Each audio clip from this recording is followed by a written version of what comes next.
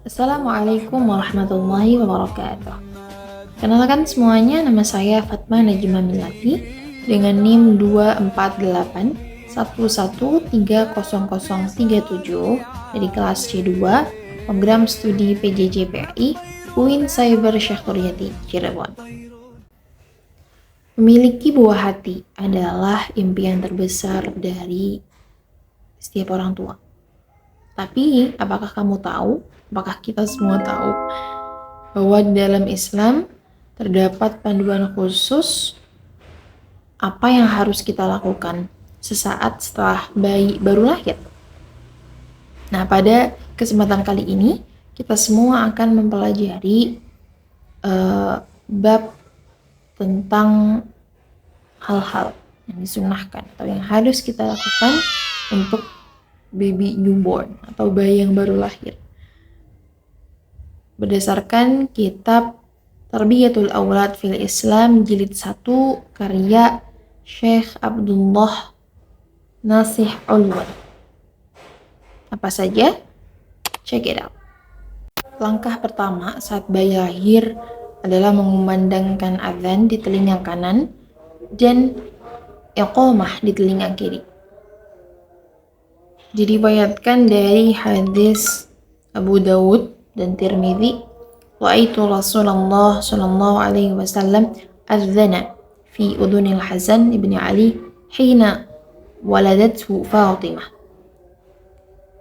Beliau melihat Rasulullah mengadzani telinga Hasan bin Ali saat Fatimah melahirkannya. Kemudian Syekh Abdullah Nasih Ulwan juga mengutip pandangan Ibnu Qayyim bahwa tujuan mengumandangkan adzan dan iqamah ini adalah agar kalimat kebesaran Allah menjadi surah pertama yang masuk ke dalam jiwa anak tersebut, atau sebagai fondasi tauhid pertama sebelum mendengarkan atau mengenal bisingnya dunia. Kemudian yang kedua adalah tahnik. Mungkin masih banyak orang atau beberapa orang belum mengetahui hal ini. Tahnik adalah melumatkan atau melembutkan kurma, lalu mengoleskannya dengan jari yang bersih pastinya di langit-langit mulut bayi tersebut. Diriwayatkan dari hadis Bukhari dan Muslim sahihain. Ja'a fi sahihain min haditsin Abi Burdah Abi Musa radhiyallahu anhu qala ولد لي غلام فأتيت به النبي صلى الله عليه وسلم فسماه إبراهيم حنكه بتمرة. Lahir seorang anak laki-laki, lalu dibawa kepada kanjeng Nabi, lalu ditahnik di nama Ibrahim, kemudian ditahnik dengan sebutir kurma. Selain mengikuti sunnah, secara medis tahnik ini juga punya manfaat yang sangat besar, bahwasannya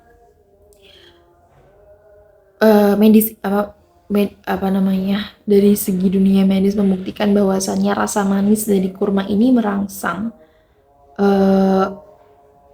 gerakan otot mulut ini agar lebih bisa menyusu ASI dengan optimal dan juga membantu melancarkan atau mengaktifkan organ pencernaan bayi tersebut. Ya Allah, Masya Allah banget ya, ternyata bukan sekedar sunnah atau suatu amalan yang gak ada manfaat gitu. Ini sudah terbukti di ilmu medis modern yang sangat membuktikan hal tersebut tadi. Masya Allah sekali.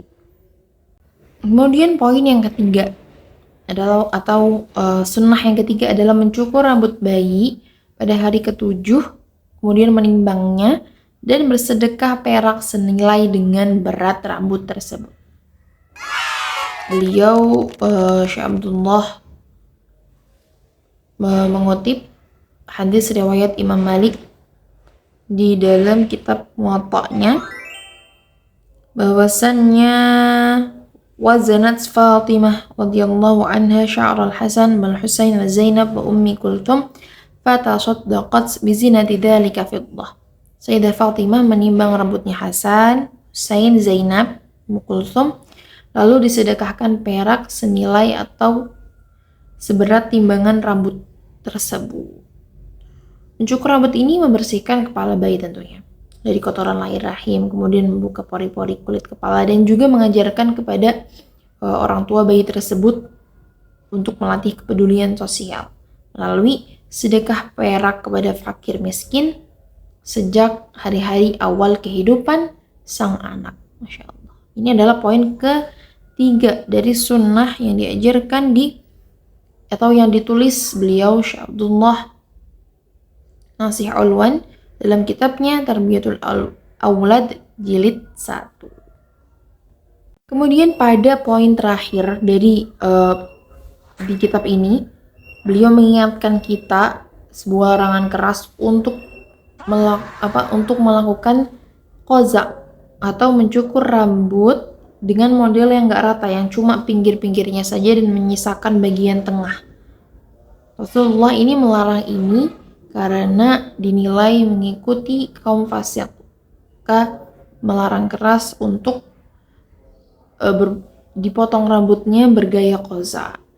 Dan juga beliau juga menulis atau memberikan teguran keras di akhir untuk orang-orang jangan sampai tasahul atau mengabaikan sunnah-sunnah ini, karena itu adalah suatu hal yang tidak baik. Kalau bisa dilakukan maka sebaiknya dilakukan. Pada akhirnya menyayangi anak itu bukan berarti memberikan fasilitas terbaik saja, tapi dengan memulai langkah awal kehidupan mereka dengan keberkahan sunnah Nabi. Semoga kita semua kelak, atau kalian semua yang sudah karuniai oleh anak titipan dari Allah, dimudahkan untuk mendidik anak-anak hingga menjadi generasi yang salih dan salihah. Amin amin ya rabbal alamin. Sekian dari saya. Mohon maaf apabila ada kesalahan dalam penyampaian atau tutur kata. Terima kasih atas perhatiannya. Semoga kita masih terus bisa belajar dan belajar lagi. Cukup sekian. Ihdinas siratal mustaqim. Wassalamualaikum warahmatullahi wabarakatuh.